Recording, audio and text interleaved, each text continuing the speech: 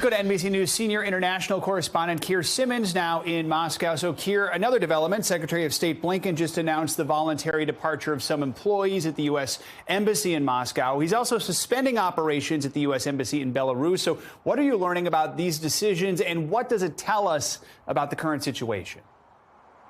Yeah, we've just had this statement by Secretary Blinken. I'm looking down because I'm just going to read some of it to you. The U.S. Department of State has suspended operations at our embassy in Minsk, Belarus, and authorized the voluntary departure of non-emergency employees and families from our embassy in Moscow. I mean, look, anyone can see that that just is an indication of how tense the situation is, that the U.S. would remove diplomatic staff from Belarus and also allowed, and I think how you understand this is that effectively diplomatic staff here in Moscow, if they want to leave, they can leave. I think it's just an indication of frankly what we already know, which is that this is a very, very tense standoff.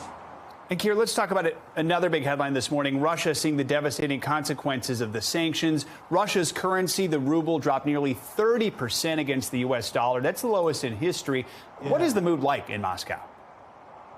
Yeah, look, I mean, there has been protests through the weekend and honestly growing signs of panic. We've heard about people stocking up on groceries, on medicine, about ATMs running out of cash. The Kremlin spokesperson Dmitry Peskov, in a briefing to Russian and Western journalists this morning, accepting that the sanctions are heavy, that they are problematic, in his own words, but at the same time saying that Russia will get through it. Look, there is a kind of a split screen in terms of Russian public opinion. There are those particularly who watch state television, the older generation particularly, who still support President Putin, who believe what's being said on the television. When we were out on the streets of Moscow today, one man held up a thumbs up and said Putin is a world leader, but others are clearly frightened.